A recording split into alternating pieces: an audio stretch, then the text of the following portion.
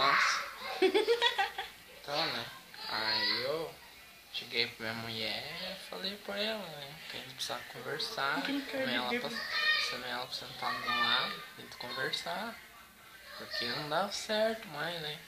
Aí no casamento tava brigando muito, batendo muita boca.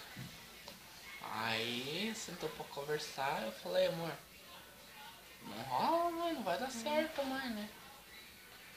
Aí ela comecei a fazer um carinho na mão dela. Ela começou a passar a mão no meu rosto, né? Me acariciar, apertando um pouco forte.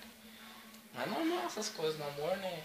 No amor, quando a gente ama, a gente faz essas coisas, né?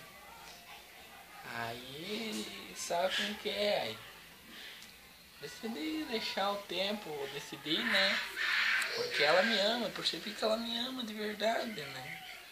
É o amor da minha vida, ela me ama, eu amo ela.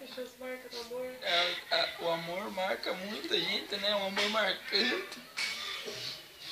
Aí eu decidi ficar com ela daquele jeito, sabe como que é? Eu só me amor, tá?